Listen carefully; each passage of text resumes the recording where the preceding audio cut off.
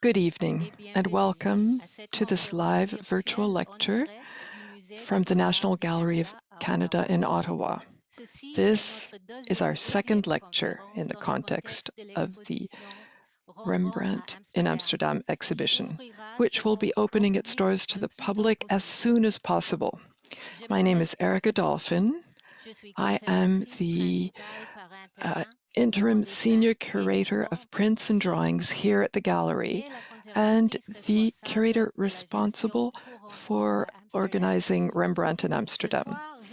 Today, I have the honor and the great pleasure of moderating the conversation after the presentations of our two guests. Tonight's talk will continue in French. To listen to a simultaneous translation in English, press the globe button at the bottom of your screen.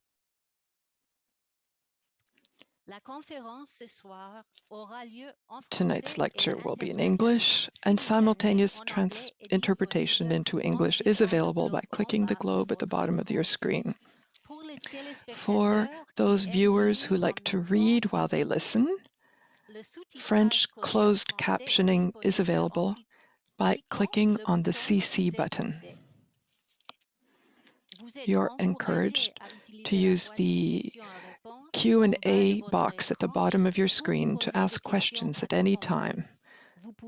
You can also request technical assistance here. This stream is monitored. This presentation is also being recorded and will be available on the museum website in a few weeks. I would now like to take a moment to express my gratitude and to acknowledge the fact that the National Gallery is located on the traditional and unceded territory of the Algonquin Anishinabeg people. Although we are now meeting in a virtual world suspended in time and space, I am grateful to our Aboriginal peoples who are the traditional custodians of the land. This evening, our guests will share the reasons why Rembrandt van Rijn became one of the most famous painters in the history of art. After their presentation, we'll be happy to answer your questions during a short conversation that I will facilitate with our guests. Jan Blanc, who was responsible for writing the article Why Rembrandt for the exhibition catalogue, focuses on the art and art theory of the modern period in Europe, in 17th century Holland and France, and the 18th century art of England.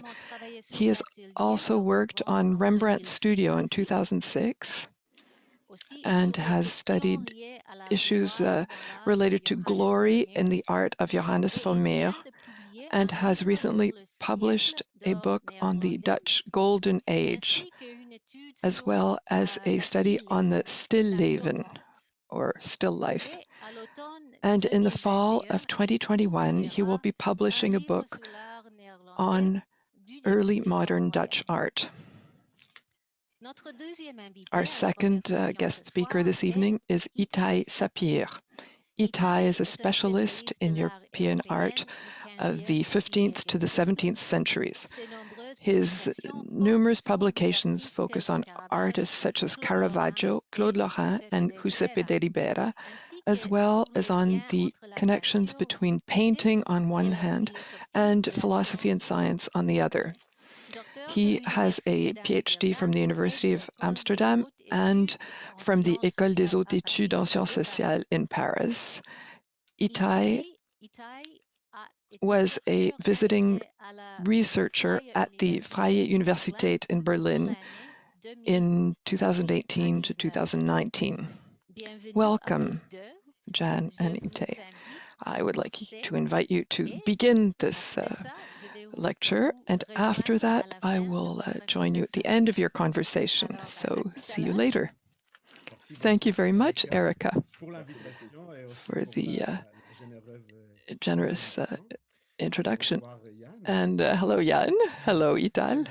So, in order to start, I'd like to tell people where we are. Even though we're in a virtual space, it's always interesting to find out where people really are located. So I'm talking to you from Montreal, which is also an unceded Indigenous territory. We can talk about that later.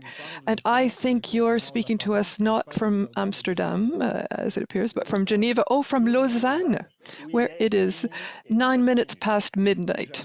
Yes, I was going to say it. So it's a little difficult to be working so late. But it's a great pleasure to be with you, says Mr. Blanc. In any case, I'm very happy to be with you to speak about Rembrandt and maybe about a few other people in his entourage.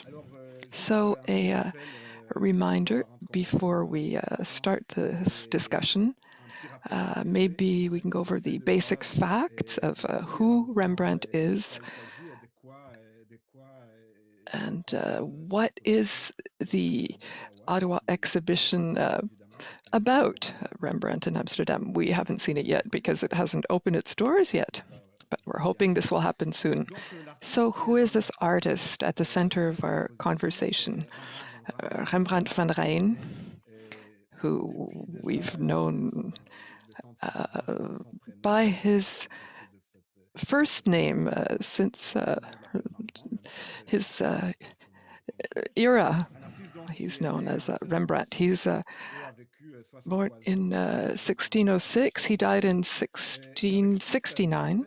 He lived his entire life without leaving, as far as I know, the small territory, which had just become a state, which obtained its independence in the years just before Rembrandt's birth, and official independence a bit later. A very unique state in many ways. It was a republican state in a Europe which was principally governed by monarchs and dynastic regimes, and a state that was predominantly Protestant and Calvinist, even though the state was very well known for its religious tolerance, for its multi-confessionalism, which we'll also be talking about later, and a state whose economic situation was quite special. It was probably the richest state of the period, a very prosperous country,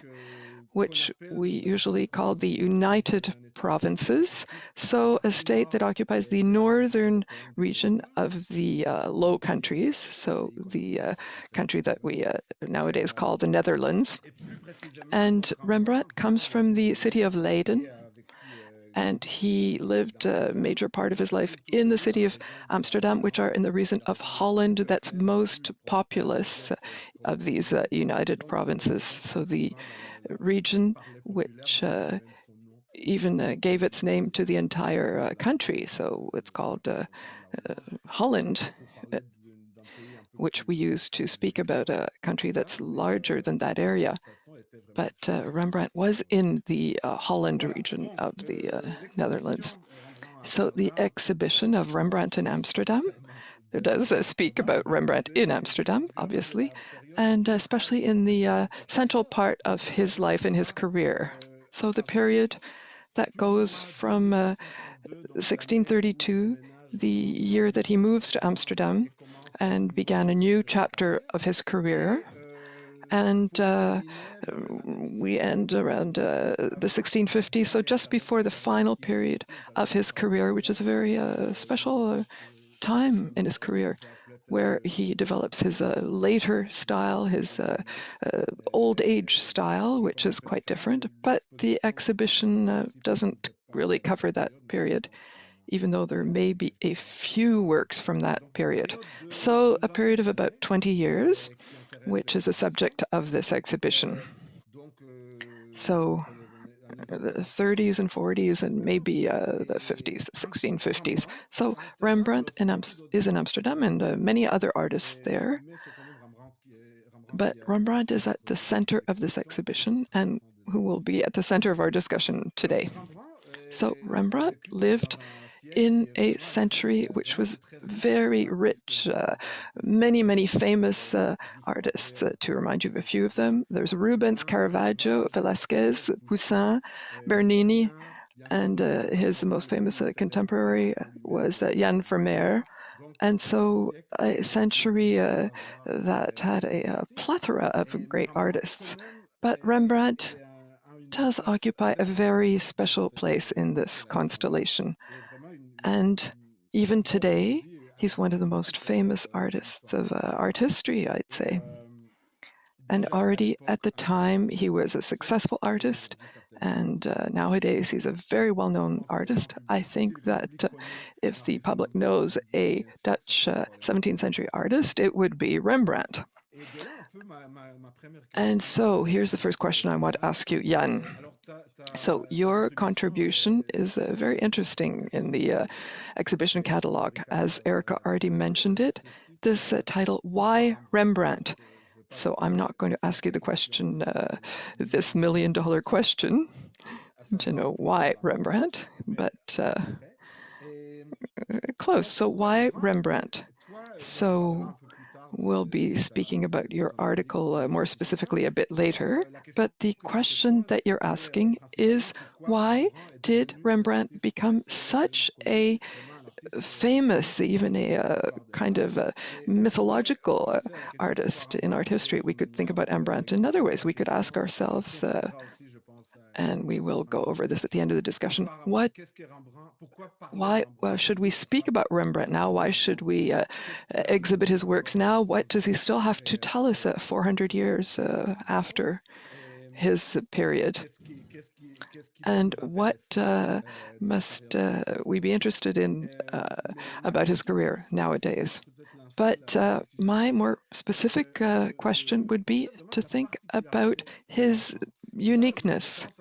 And I'm thinking about something that you said in an interview that you gave a few weeks ago on France Culture on the career of an art historian, and I recommend that the audience listen to this after our discussion. So a radio program in the series, The Road to Philosophy, you said the art historian reconstitutes the thought, the thinking of an artist. And so in your work, your very deep study of Rembrandt, what did you find was so particular, unique in his thought, in his artistic thought, which makes us wonder why Rembrandt and find answers to this question? Thank you very much, Itay, for this very rich introduction with already dozens of questions that you've asked. So before answering directly this question, I would like to insist the fact that the article which I had the honor of writing for the Ottawa exhibition catalog is a part of a larger question, which is implicit in the title of the exhibition. And the exhibition is called Rembrandt in Amsterdam, Creativity and Competition. So why Rembrandt in Amsterdam? Well, simply because Amsterdam is the second city that he lived in. He was born in Leiden. He started his training in Leiden, and then he went to Amsterdam to complete his training with a major painter of the preceding generation called Peter Lastman. He spent 6 months in that studio to finish his training. Then he went back to Leiden and began a career, a meteoric career. Immediately he became famous at 17, 18 years of age. He's already managing his studio. He's starting to train his studios. The most famous of them was Gérard Dou, who's not much younger than Rembrandt at that time. And at this point, Rembrandt was a very close friend of another important painter of the period, Jan Lievens. And then around 1632, he moved to Amsterdam. And so the first question, which the exhibition implies, so creativity and competition, it's how did Rembrandt become Rembrandt in the 17th century? What happened so that in Rembrandt's career, when he left Leiden and went to Amsterdam, that his name became more famous than that of his colleague, his friend Jan Levens, with whom he was directing a studio in Leiden and who is considered as good as Rembrandt. So what led Rembrandt to be considered a better artist? His reputation went very soon beyond the borders of the Low Countries, of the Netherlands. He became a star. His name was known from England to Sicily because he even received commissions from Sicily, from Italy. His name became well known very, very quickly. So that's our first question.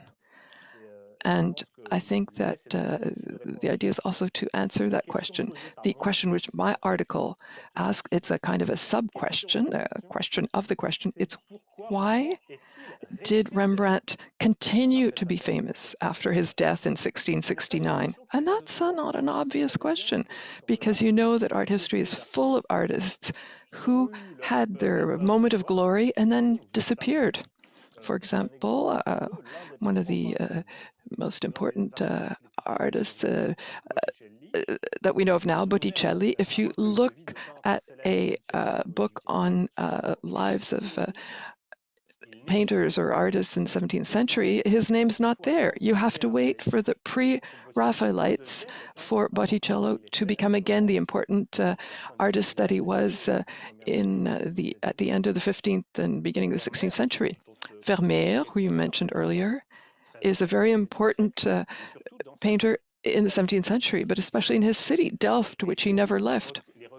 And if we look at a list of painters, Dutch painters in the 17th century, you don't see Vermeer. His life is not described. He's just one artist among many others, and he's rediscovered in the 19th century, thanks to a French art critic. So the fact that an artist remains glorious after his life is not obvious. It supposes historic explanations. So I come back to your first question, reconstituting the thought. There are many ways of practicing art history. There's one way which we could name externalist, to use a sociological term. We will reconstitute everything that is around the artist's production. So his family network, his social network, his professional network. We'll be studying his genealogy. We'll look at the work, the context of his work. So we'll approach him from the outside, which is very useful and necessary in order to obtain factual information, to understand the world in which the artist lives, to reconstitute the world of art, as Howard Becker, the art sociologist, said. But there's another way of working, which is also very important to my mind, which you could call an internalist approach.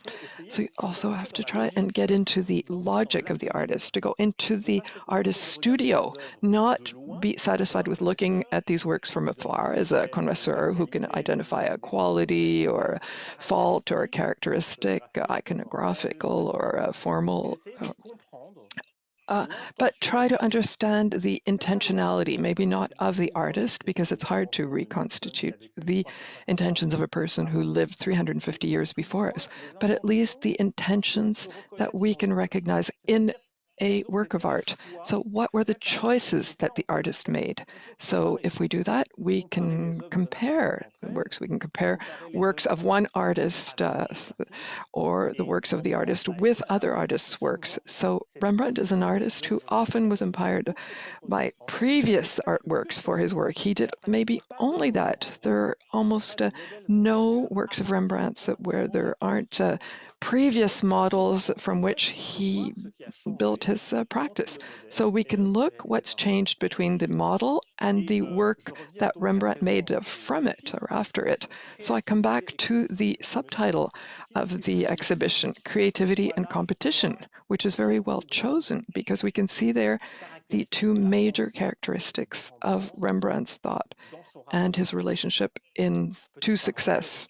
So we have to really get rid of the idea of Rembrandt as a damned painter. This is a romantic concept, and then born in the 19th century, saying that Rembrandt was a painter living among the poor and who ended his life in total destitution.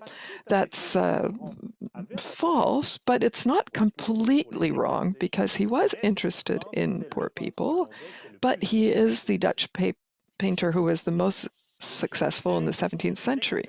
So this modern period was a period when an artist who wanted to attain glory must attain success. To be rejected by patrons, to be rejected by clients is not a sign of genius. It's a sign of defectiveness. So it doesn't mean that there hadn't been artists who didn't have this fate, but at that time, that romantic idea whereby a great genius is always misunderstood in his time is not current. So Rembrandt wanted to make money, he wanted to be successful, he wanted to be recognized as a great artist. And all the artists at that time resorted to different strategies to be able to attain this glory. And a few years ago, I became interested in Vermeer. Erica mentioned this. Vermeer had a strategy that was based on an almost fusional strategy between him and a Delft patron who bought a major part of his oeuvre. So his strategy was based on a personal relationship with a patron. So between the artist and the person who virtually financed his career, Peter Glasser, a rich citizen of Delft, which allowed Vermeer to have a career where he only painted about 60 paintings, maybe one painting every 6 months. And he would sell this painting at a relatively high price and was able to provide for his family, which also depended on his mother-in-law's income. So that's a different strategy. So that explains why, after Vermeer's death, he disappeared, because his works are only known by a small number of people, and they stayed in private collections for a long time. His strategy was functional as long as he was alive, but as soon as he died, his works became invisible. But Rembrandt adopted another strategy, which is much more complex. It was trying to be known as widely as possible. It's this will to be known by the broadest audience possible. That's why, right from the beginning of his career, he starts working on engraving. This technique of engraving is something he developed throughout his career. He's one of the major reinventors of engraving in the 17th century, allows him to make a huge number of his compositions were known all through Europe. He signed almost all the prints with his first name. You mentioned this. The model that Rembrandt took were the Italian painters, Raphael, Leonardo, Titian, all these artists who were known by their first name and not their family name. From the start, Rembrandt made his art known through engraving, and it was widespread, wide-reaching, but also he's an artist who wants to compare himself to the greatest painters, the greatest engravers. So that's the aspect of competition. In French, we would probably speak more of emulation, because the idea of competition brings us back to an economic context where you have to crush the competition, destroy your rivals to obtain the greatest share of the market. It's not completely absent from artistic strategies, but when you have a major artist, the idea is not to destroy your rivals, but to have rivals against whom you can measure yourself, and also have victories, and together in an artistic community to be able to make the art world grow and progress. So this idea of emulation and competition is interesting. So it's important for Rembrandt to compare himself, to measure himself against great masters. So not only will he amass a huge collection, a huge art collection, which nourish his own work. And in his work, there are many references to well-known works. We'll come back to this with a few examples. So my final point here is creativity. What interests Rembrandt is not only to measure himself against other artists, but also to innovate by introducing into his works a much more natural dimension, closer to the truth of nature, to focus on very strong emotional expressivity, almost excessive, to create a very strong relationship with the viewer. For Rembrandt, the viewer is a figure, a full-fledged figure in his compositions, and also to give narration an essential role in his work, be they religious or mythological paintings or his portraits. Thank you, Jan. Well, like you said, that I've already asked you dozens of questions. You've already answered dozens of questions that I was going to ask you later. And I'd like to come back to the title of the exhibition. We'll talk about Amsterdam later and what's special in that artistic scene. But I'd like to talk about Rembrandt's name in the exhibition name. So I've seen the catalog. I have an impression that this exhibition presents this even better than the title. So in the last decade in exhibitions, you always have the most famous artist in the name of the exhibition. Sometimes it's even a caricature. Sometimes there are there are fewer works of that artist. But in the case of this particular exhibition, I think there are many works by Rembrandt. So he is present. He's at the center of the exhibition. But that being said, the exhibition seems really to show that there's a great richness in the artistic scene at the time in Amsterdam, which goes well beyond the specific personality of Rembrandt.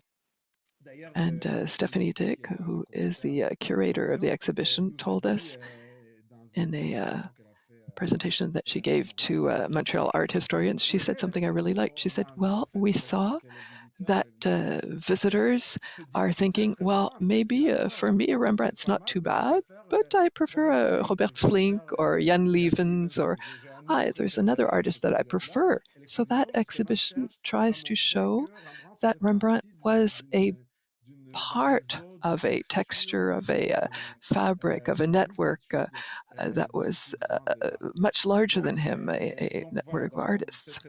So this isn't necessarily a question that I'm asking you. It's just a thought on the ways of naming exhibitions. And there's that romantic myth that you already described of the unknown genius working in isolation and who's self-sufficient. Well, I think that this exhibition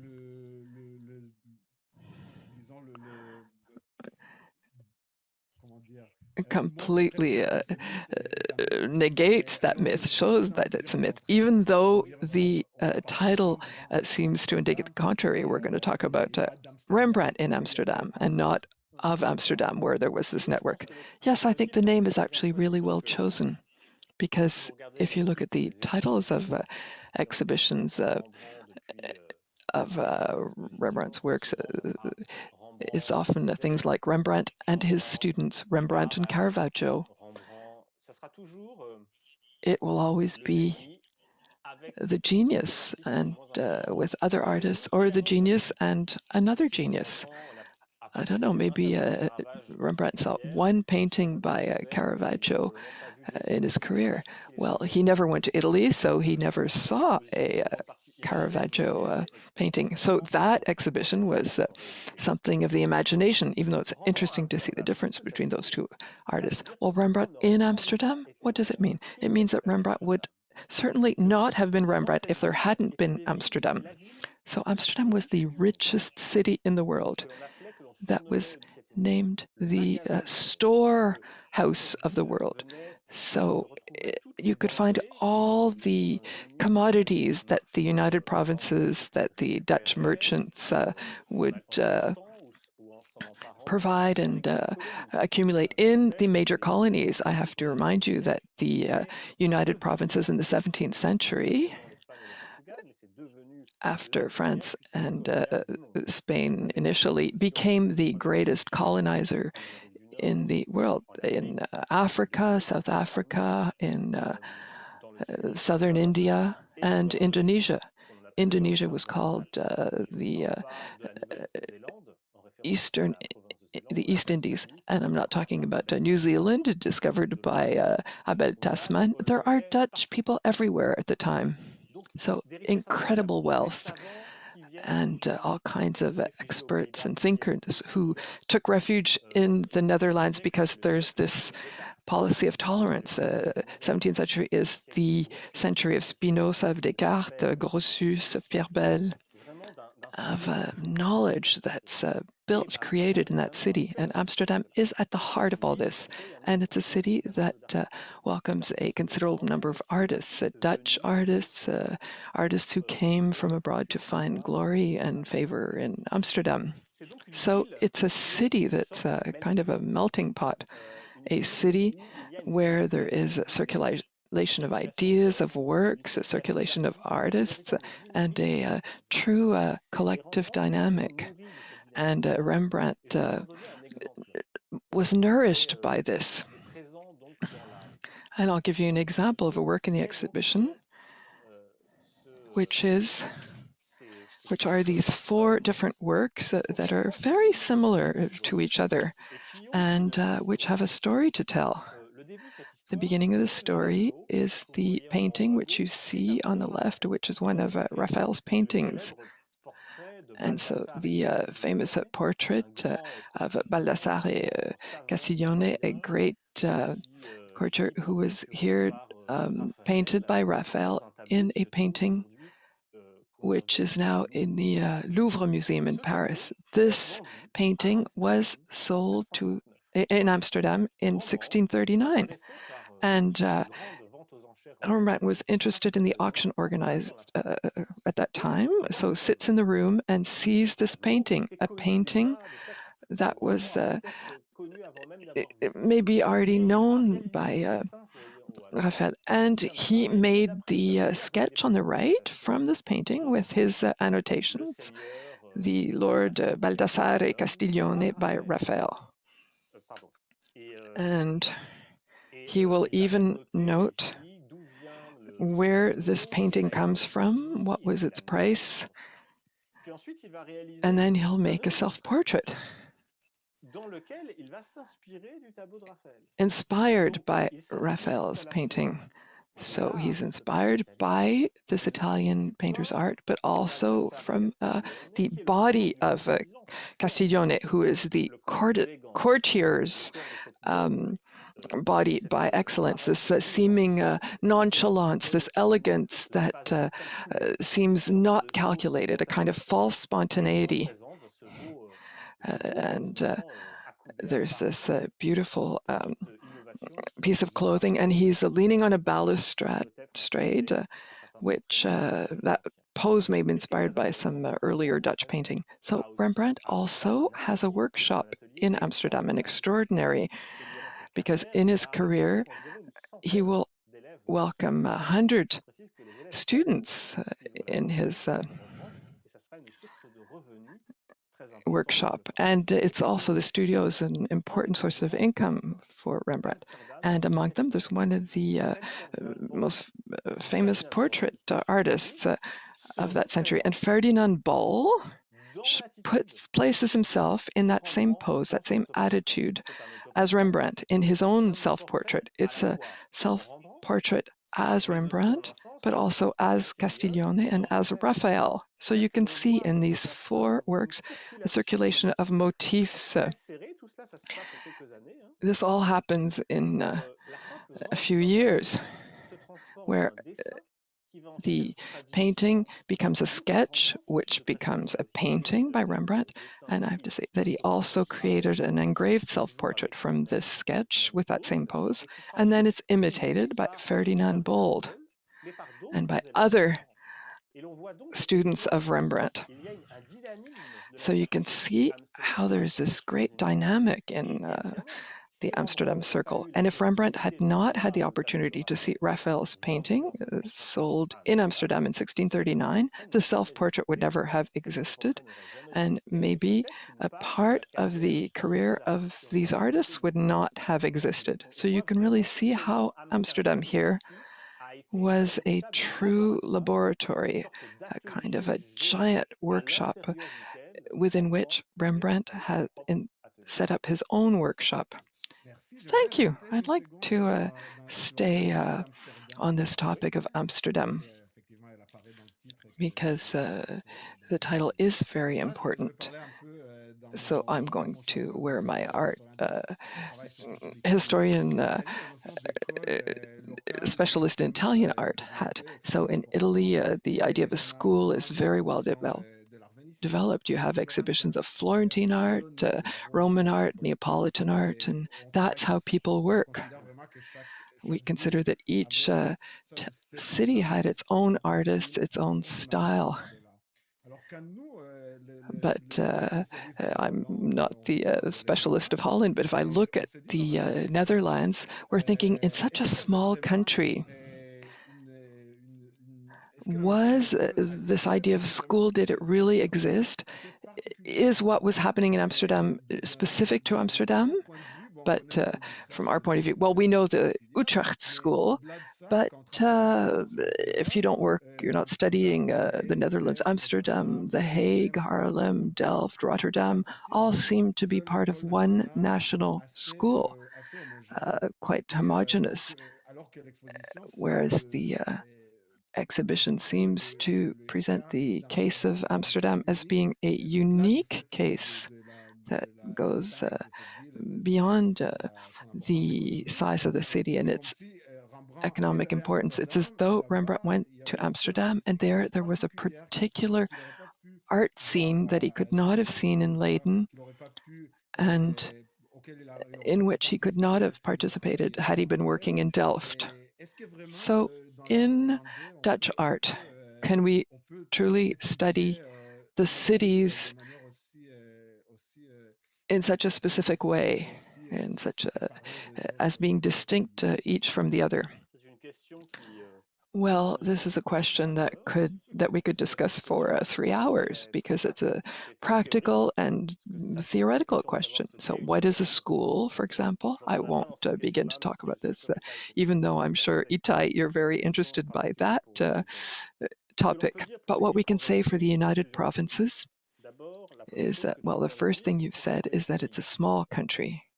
So it's about the size of Venetia, or the province of Venice, or the Kingdom of Venice, the province to which Venice belongs. So again there, it's a small country compared to Italy.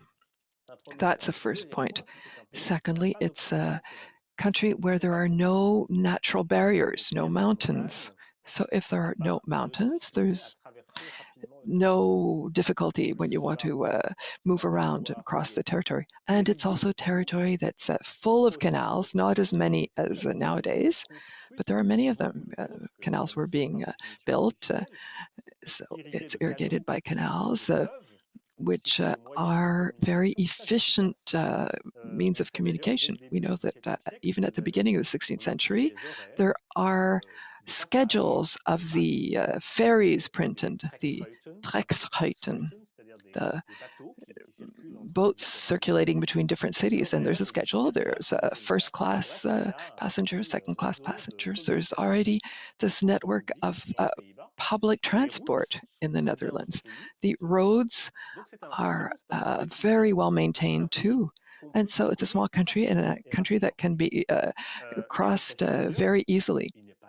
So when we cross the North Sea, we get to England. We can easily go to Denmark and to the Spanish Low Countries. And the presence of the sea also means we can go towards Scandinavia, France, Spain, and America.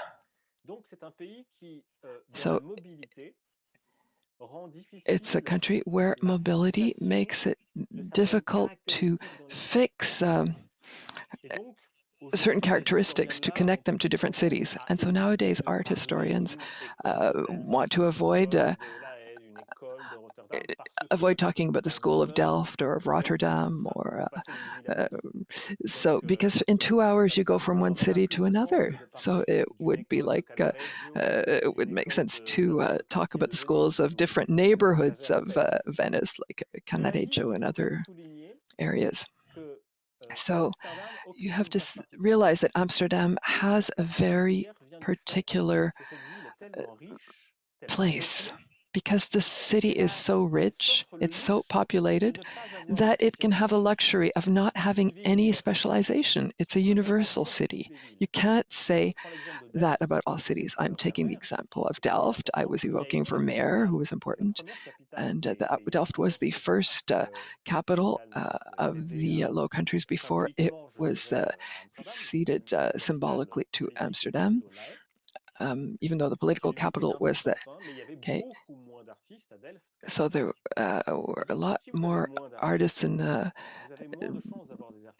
Amsterdam than in Delft. So if you have more artists, you have important artists, they dominate the market. And so in that kind of situation, we can create a kind of specialization that dominates the artistic scene. In Delft, for example, it's known that there is a specialization in Delft that is architectural painting, perspective and architectural painting, which is a true specialty of Delft.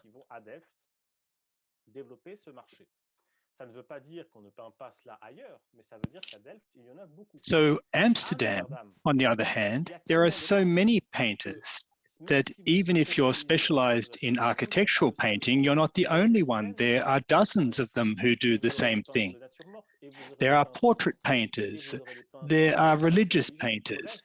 In short, there's a whole universality that sets Amsterdam apart from all other cities, because Amsterdam has no borders, no strict specialities or specializations. You can do everything in Amsterdam. You can meet with all kinds of people from all different horizons and have different customers. And that's one of the reasons he wanted to go to Amsterdam, just like why people wanted to go to New York. Go to the metropolis where things are happening, where things are being built. And I think that Rembrandt made a specific career choice on the pretext that he would do more business, have more clients, and at the end of the day, have much more freedom in Amsterdam than in Leiden, which is a small city, not quite close to Amsterdam. And the painters in Leiden in the century, well, there were just a couple of painters that dominated the artistic scene, and that was the extent of it. So if Rembrandt really wanted to build a career based on competition, on emulating others, by being a rival with other artists, he had to do it in a major city, and he made the choice of the biggest, closest city to Leiden, and that is Amsterdam. You can imagine what Rembrandt would have become had he decided to go to London or Paris or Italy, but that's of course pure speculation. Well, let's set aside the whole issue of geography for the time being. I have another question actually about that first though, and perhaps you could put on the screen one of the landscapes that is in the exhibition. Now, we know that Rembrandt was a universal artist in the sense that he met with many other artists he didn't specialize per se. He created paintings and engravings of all genres that existed at the time. Not as much landscape paintings, but still some. Now, what's always fascinated me in the Dutch obsession with the landscape painting is that, without wanting to offend anyone, the Dutch landscape is one of the most boring landscapes in the world. It's a far cry from Canada or Switzerland. It's very flat and rather innocuous. Very little that is out of the ordinary. And yet, in that country where the landscape is not very inspiring in and of itself, there is an incredible passion for landscape painting in that century, and Rembrandt was very much part of that obsession. And I think that this has been made quite clear. So how would you explain his choices to choose a country where there wasn't much in the way of landscape to decide to paint landscapes? Well, that's an excellent question, and it's a paradoxical one. Since the 15th century, the European specialists that used landscapes were primarily Dutch. Now, Michelangelo, for example, apparently said that the Flemish, the Flemingi, painters of the Meuse, knew how to paint that kind of landscape. And he said that with a bit of disdain in his voice. They please women. These are people that are more sensitive than men. And these are Michelangelo's remarks that I don't agree with whatsoever, but men are more interested in serious things, virile issues, history, religious paintings, Michelangelo, etc. So that is indeed paradoxical that universal specialists of landscape, in fact, live in the most boring country in the world landscape-wise, that is Holland, Pays-Bas in French, meaning low lands with no very few mountains, certainly not mountains, barely any hills, and where the beautiful blue skies of Italy are but mere fantasies. So quite a paradox. So how do you explain that? Well, perhaps until that century, painters didn't paint lowlands, they painted imaginary lands or lands from other countries. The first major landscape painter, Joachim Patigny, was a painter who painted mountains and fantastical rocky lands with unusual forms that were fantastical. They bore nothing of reality. This is not topographical. It was fantasy land, imaginary, which he, in fact, dreamt up in his own head. Well, they're the kinds of landscapes that make people dream. Yes, indeed. And these are the landscapes that we don't see in Holland, and that we see the Italian style landscape, which becomes a real Dutch speciality, both by artists that have either had a stay in Italy or maybe not at all. And they will paint landscapes that look like Italian landscapes or the Italy of the antiquities and a mythical Italy. And of course, they're about natural beauty, idyllic beauty. There's mountains, there's a radiant sun, there are shepherds living in harmony with nature. This is a fantasy of a country different to Holland, in fact. And so he created this whole genre of Dutch landscapes. But at the end of the century, there was Bruegel, for example, and he drew his inspiration from the Alps that he crossed when he traveled to Italy. But at the end of the 16th century, throughout Holland, Dutch landscape artists started to paint Holland landscapes, villages, and they just were trying to decide how to make that landscape and that countryside interesting. So how should I put it? This was a problem for them. There was nothing picturesque about these lowlands, these flatlands, and they turned that problem into a challenge that they sought to meet. They wanted to create life and imagery in this landscape. So they painted these flat landscapes in an interesting manner, and that was a challenge. And in the late 30s, there's a painting of a landscape where Rembrandt used a specialized technique. He wasn't the first person to paint landscapes using this clairoscuro technique. There was a German painter who worked in Rome, Adam Elsheimer, who was one of the first painters to paint those kinds of landscapes. He's not the very first in the history of art. There's never, in the history of art, never not a predecessor, but he was one of the first to paint the chiaroscuro landscapes. And Rembrandt used that technique systematically. It is about having strong contrast, stark contrast between light and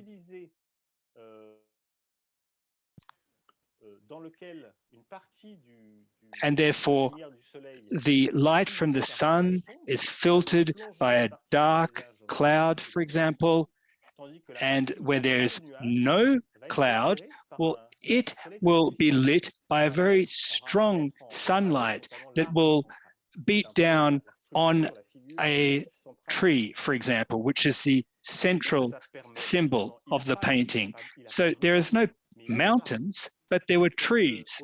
And instead of having mountainsides that provide variety in a landscape, he focused in very closely at a specific part of that landscape.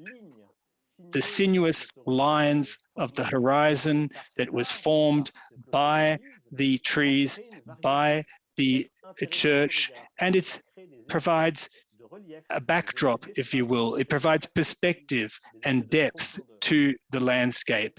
And that technique was used by a lot of Dutch landscapers in that period. Foyen, Roosdaal, who are major Dutch landscapers from that period, that use that technique of a cloudy sky, which is partly lit up by some rays of light.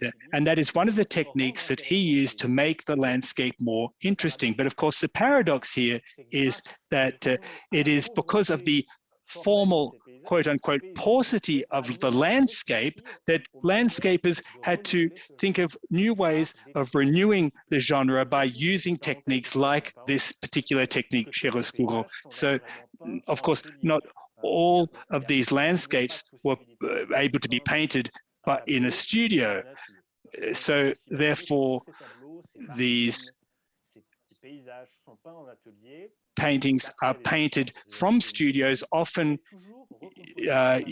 on the basis of a photo or an image, and reconstituted from a mental image in many respects and in many cases.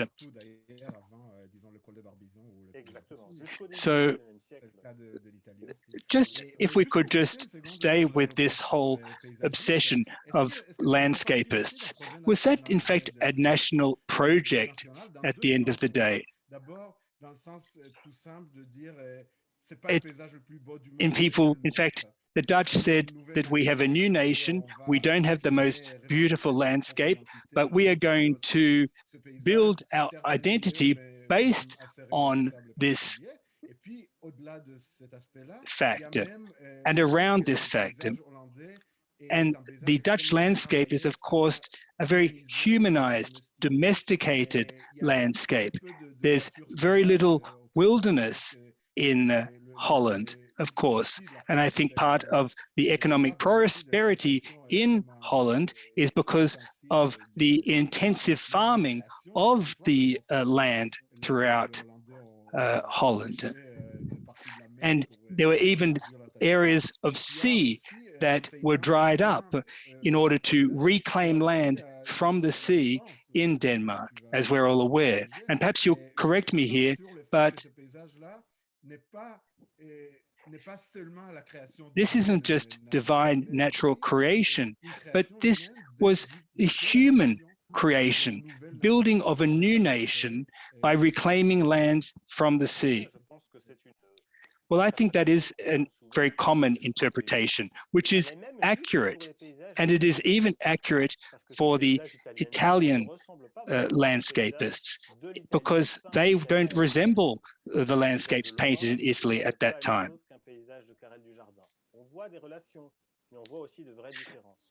So in these Italian landscapes, well, they allude to their country, cows, mills, etc. But the Dutch, who obtained their independence only in 748, in fact, Rembrandt was there at that time. And so how does one create a sense of belonging, be historically or culturally or geographically? Not culturally, because that's more problematic.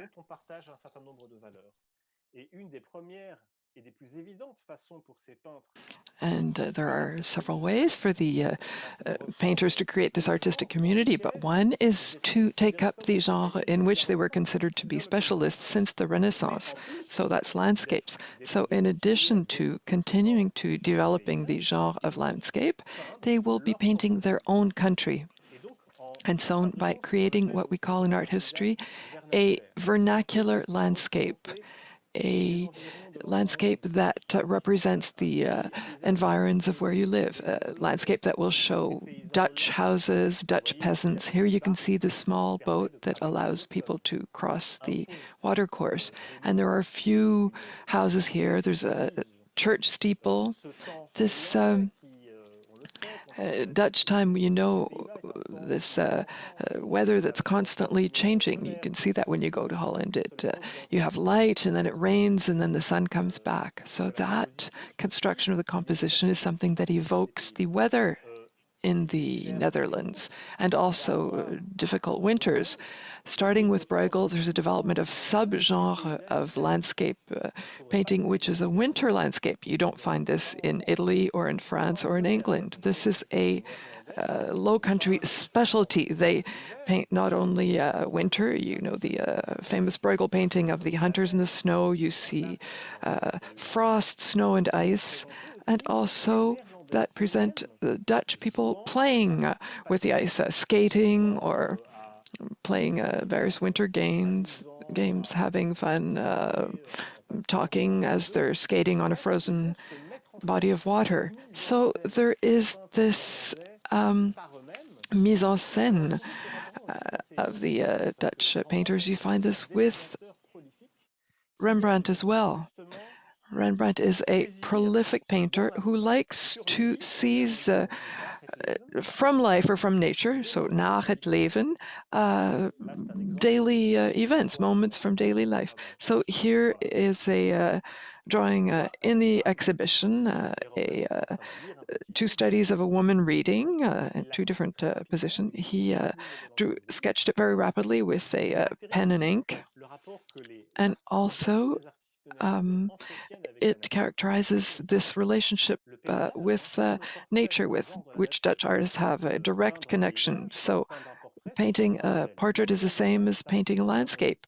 even if it's imaginary, you can see it. If you know Alexander the Great, you can just create your painting from your imagination. But if you paint a landscape, you must have seen trees in your life. You have to know what a river looks like. Otherwise, your landscape will not be very good. If you're painting a portrait, you have to have an idea of how to present it and possibly also seeing the person themselves. So this relationship to nature and this way of situating, placing nature as a model is a characteristic of many of these artists, not all of them, because there are others who are closer to the Italians and the French, especially in the second half of the 17th century.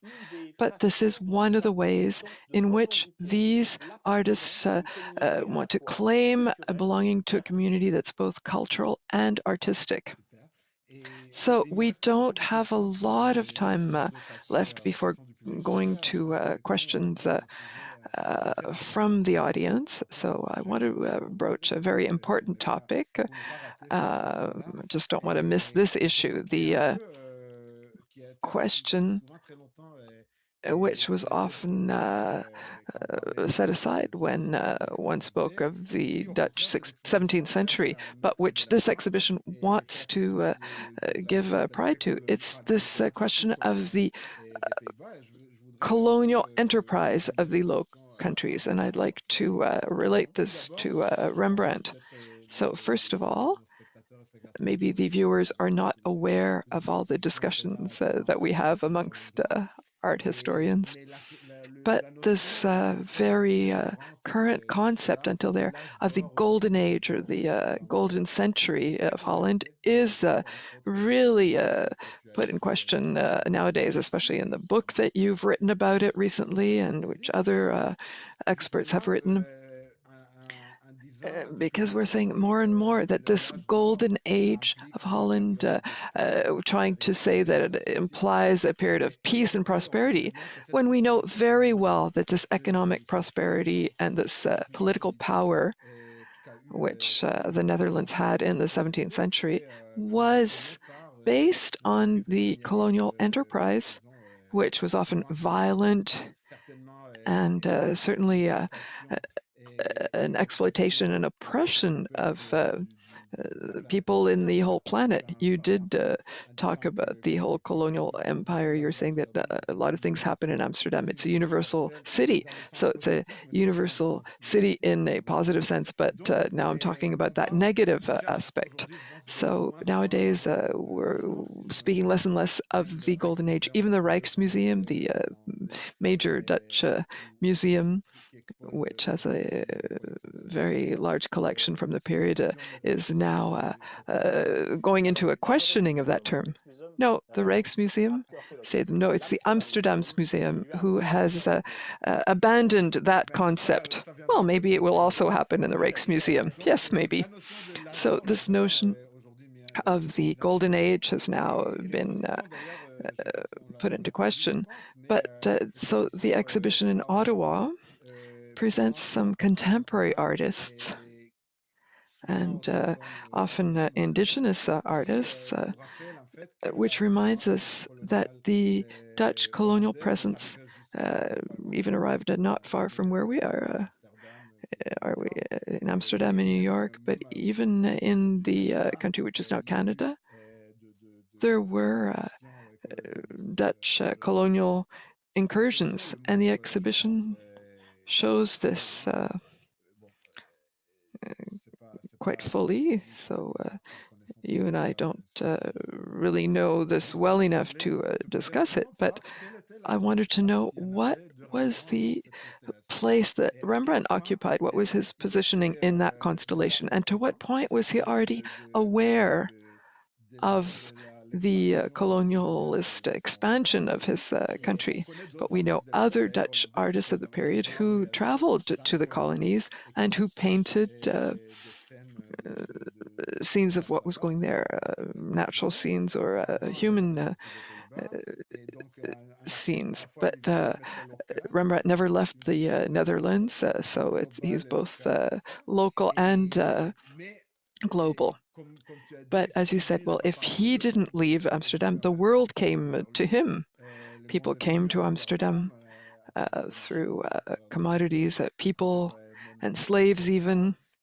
And so what was his relationship with the colonial enterprises? Was he able to profit from it? Did he represent in his art aspects that can be connected to that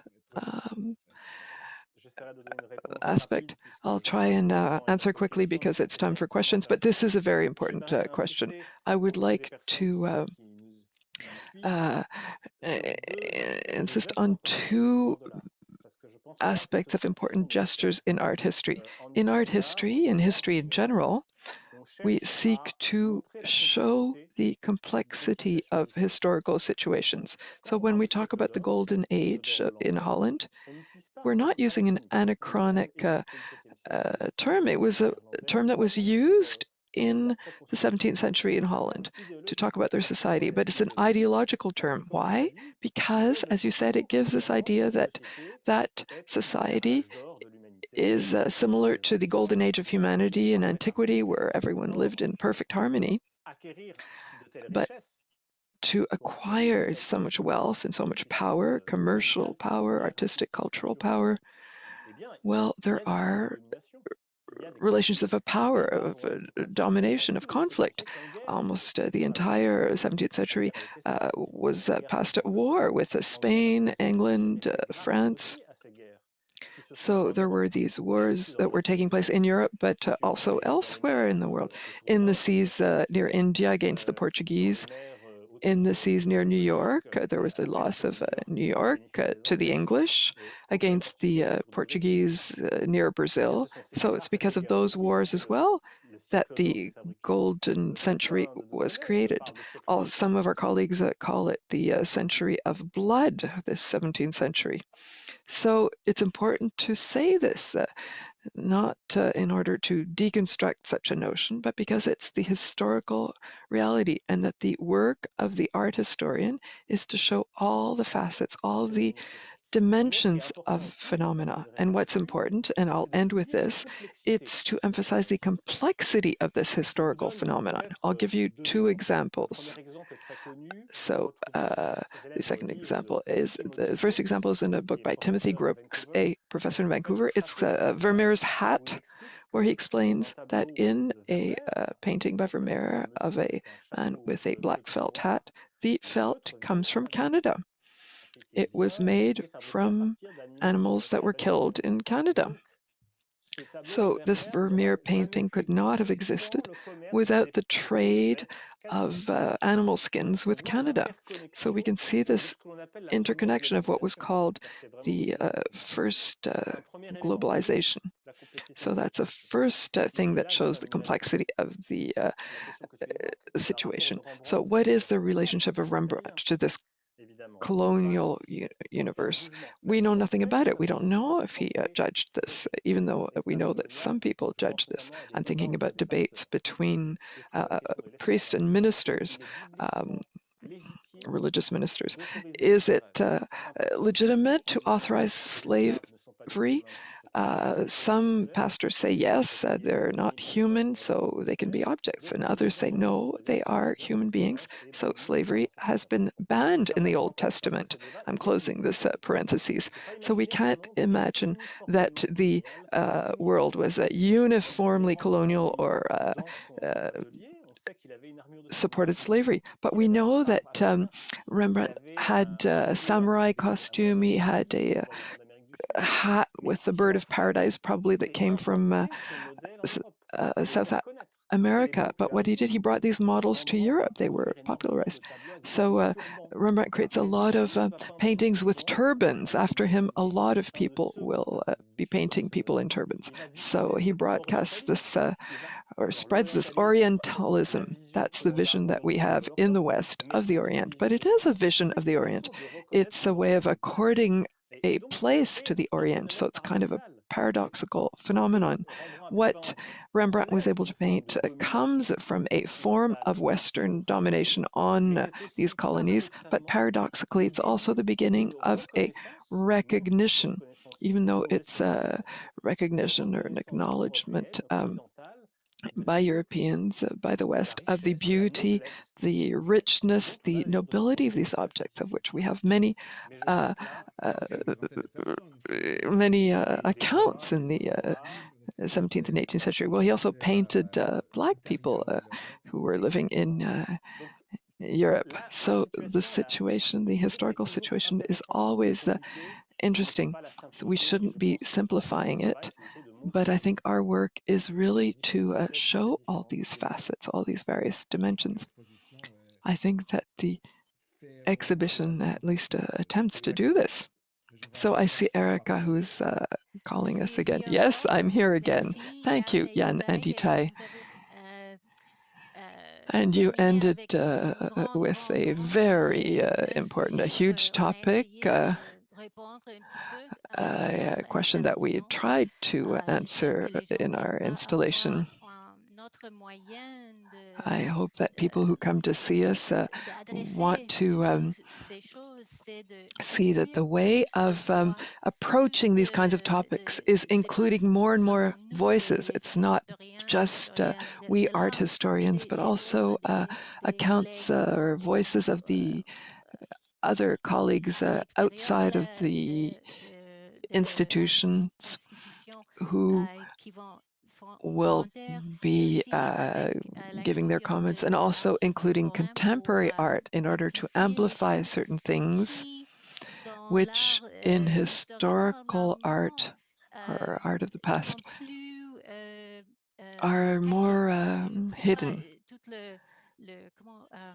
For example, slavery was not something that was painting often. Yes, there are paintings that do bring up this topic, but usually in the portrait of someone who was getting rich from the sugar trade. So the way of accumulating wealth is not visible in the painting. So we attempted, we tried to make a comment and wanted to maybe initiate this conversation. But there are questions, I think. So I'm here to read you the questions. So I can see the question. First question, how to explain this explosion of genres in painting in Flemish and Dutch painting starting in the 16th century? Well, I could answer. That's a very specific, if there's a question that's maybe not specific to Holland. So we can talk about the development of the art market. I don't know if it's a very satisfactory question. So in Italy, the art market is very important. So that is not really that important. There's an important production near Antwerp in the 17th century, but it's not a Dutch specialty, so it's not the main thing. The second answer that we're often given, and it's maybe more true, it's the Reformation starting at the end of the 16th century, which meant that people were no longer authorized in Calvinist churches to have figurative artwork. In Lutheran churches, that was allowed. So human figures were allowed. But in Calvinist churches, that wasn't allowed. And the United Provinces, as Itay said, it's not a country that's in majority Calvinist, but it's a country that only recognizes the Reformed Church as the official church. You can be Jewish, Muslim, Catholic, or whatever, but you do that at home. You can't show that publicly. So that puts an end to a source of income important for painters. So what can people do? Well, they start painting historical works or portraits and landscapes. And the third explanation for this is the number of painters. Given that it was a very wealthy country, there are more and more clients who can afford to buy paintings. So more and more painters who will be building a very important demographic.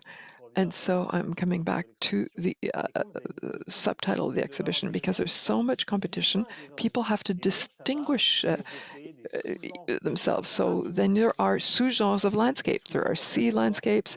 There are people specialized in still lives with asparagus, with dead birds, or Adrienne Kortz, who painted maybe half of his works were of asparagus, and that's related to fierce competition.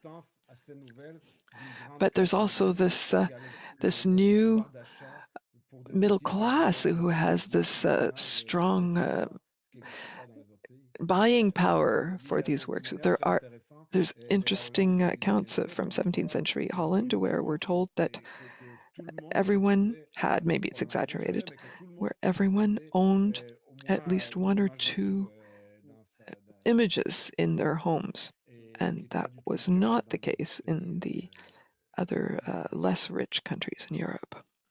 So, second question is, could you tell us more about how Rembrandt influenced the 100 painters that he employed? Was he a teacher or a mentor? Was he expecting them to imitate his style of painting? So there are several questions in this question. So I can't stop being an art historian, so I talk about this idea of influence, which bothers me a bit. It's often used by the public and sometimes still by art historians, which is a kind of a misleading concept, because it says that the relationship between a master and a student is a vertical relationship, and it's almost passive. It's the master who influences the student. The student is subjected to the influence and is the toy of the master.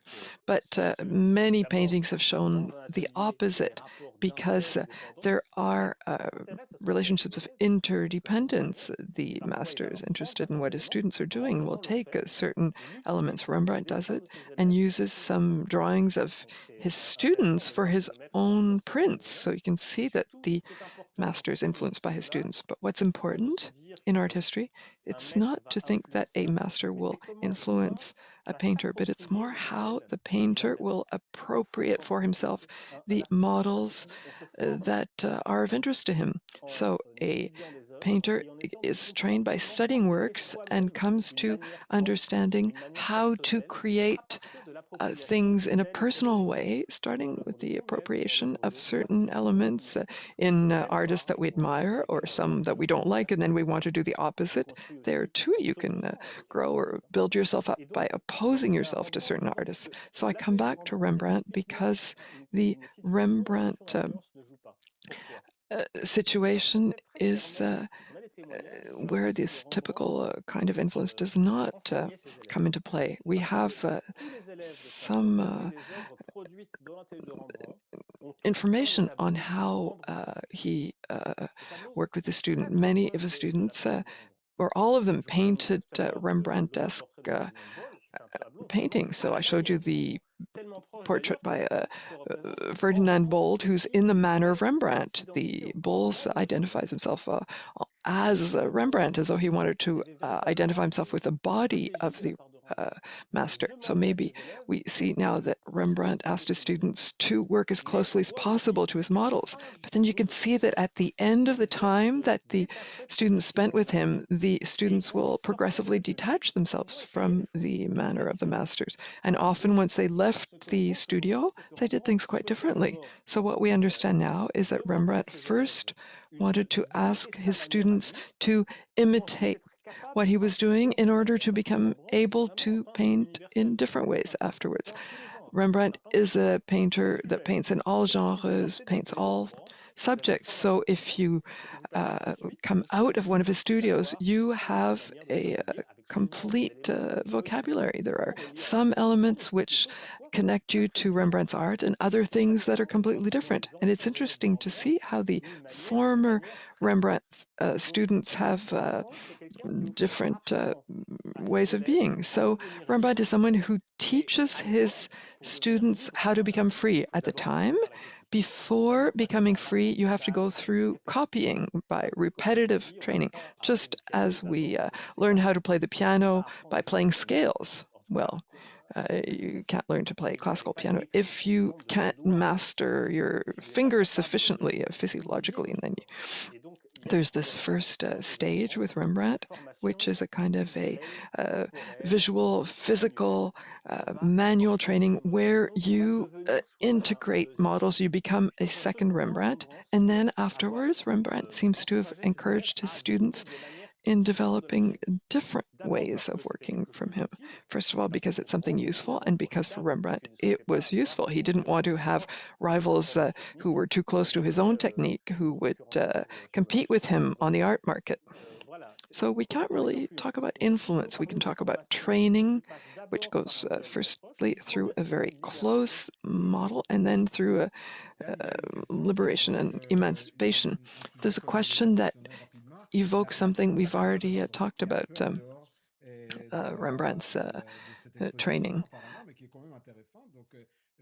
which is outside the scope of the exhibition. But according to the legend, Rembrandt had a kind of downfall at the end of his life. I think he went bankrupt. And so a viewer is asking us, why, with his success, did he end his days in poverty, and why did Amsterdam reject him then? So there was a kind of decline as far as his material success went. Well, it's not exactly at the end of his life. It's at the beginning of the second part of his career. So around 1650, he goes bankrupt. So there are two ways of going bankrupt. Either you have very little money or you have a lot. If you have very little money, then if you don't have the means to pay for your house or your food, at some point you become stuck in a very horrible financial situation. The other situation is to have so much income that you spend it on other things than what's essential. So that's probably the situation for Rembrandt. So his bankruptcy comes because he had important credit. He owed money to buy his house and buy other things. And also he had purchased many, many works for his art collection. And so he found himself in an impossible financial situation. He was highly indebted. And in order to pay back his debts, he had to sell a part of his collection. And after that, after his bankruptcy, he starts trying to buying back these works. So we can't say that he died destitute. So the distinction between the first and second part of his career makes sense economically, but artistically, the development of Rembrandt is more and more contrasted with a much more vivid brushwork. You can see that already around 1640. He's got a very interesting career. So when we talk about creativity, there's a technical creativity. He's a technical inventor. If you looked at some of his first paintings, tiny, very, very small formats, very fine work. If you go to Chicago, the painter in his studio, it's very, very small, very worked minutiously. And then from painting to painting, he develops a technique that's more and more quick, more sketched, thicker paint, a little bit like Frans Hals. But Frans Hals painted more rapidly than Rembrandt, but with an increasingly quick touch that you see in this last painting. If you compare The Night Watch with his first paintings, in The Night Watch, which is a huge painting, there's already a very quick brushwork stroke. And if you look at the work, compare it with 1650, there are even more brushstrokes visible. So it's a choice that he develops over his career, and that's not related to his financial problems. It's an artistic choice that's largely independent of his personal situation.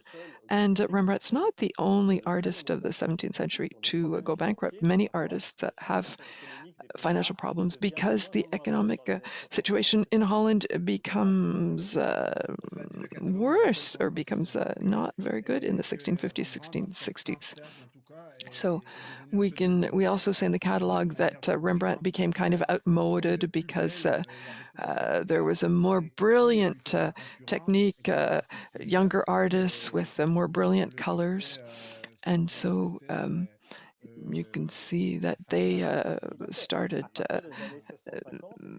taking over this success. So from 1650, Rembrandt continues to be successful, but in more limited circle, because certain artists, I'm thinking about Girardot or Franz von Meres, his students, who are considerably successful with very meticulous paintings.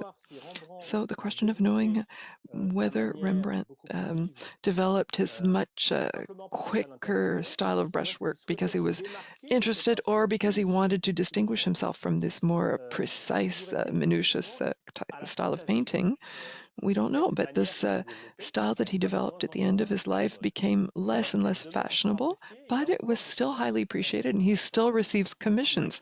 So he's not an artist who ends his life in poverty.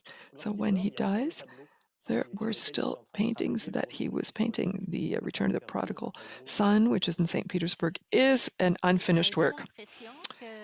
I have the impression that we could continue to talk for a few hours. So maybe we can finish, but I have one final question. Maybe it's too long, but according to you, the established artists in the Western tradition, such as Rembrandt, do they still have something to contribute? Should we have large exhibitions on these great masters of the past? If yes, what could it be? How will we do that in the future? So I want to tell you that if you ask an artist this question today, if we should have exhibitions on Rembrandt, Raphael Delacroix, or Francis Bacon, because Francis Bacon too is now an artist of the past, or Picasso, I think there are very few artists who are saying, no, we don't want to exhibit any artists of the past. Why? Because these artists nourish the artist of the present. The artist of the present, by definition, is nourished by what existed before him or her, not just what exists in their time. They might not even know those things. So all these works nourish each other. It can be done positively or negatively. A work can be a rethinking of a work or a critique of a work, but even if it's reinterpreted, it's something that feeds it, that nourishes it. I have to say that, well, something that's commonly said in history, which is that understanding the past is understanding the present. If we want to erase the past, we risk finding ourselves completely ignorant and naive faced by a present that we don't understand anymore, because the present that, as we see it, is the end point of what happened in the past. So understanding the past allows us to understand what's happening today and maybe what will happen tomorrow. And I will ask just for Rembrandt and the Netherlands of the 17th century, it's even more true, because that society, that kind of art market is really at the basis of our capitalist, the origin of our capitalist, materialist society now. If we want to understand how we got where we are today, not just in art history, but history in general, you just have to look at Holland of the 17th century and you learn a lot. So one final thing, just to tell the viewers to say that if they can, if they're near Ottawa, to go and see this exhibition, because these days we think, well, maybe it's enough to see the work on internet or on the screen. It's not true, but it's even less true for Rembrandt. I think experiencing Rembrandt's works directly teaches us things that we have not been able to tell you today on via internet, because these works have a very strong presence. So go to Ottawa, go to the museum, go see the exhibition. I will do it as soon as it's possible. Good. So I would like to thank you, Jan and Itay, for this conversation. That was so interesting. You have enriched my own understanding of Rembrandt, and I'm really looking forward to visiting this exhibition with the public as soon as we can. And I'd also like to thank our audience this evening for your attention, for your interesting questions. We're grateful that you've chosen to spend this evening with us. And I'm really looking forward to being able to welcome you to the museum. Thank you to my colleagues at the museum, and thank you for those who work behind the scenes who helped me make this conversation or this discussion possible.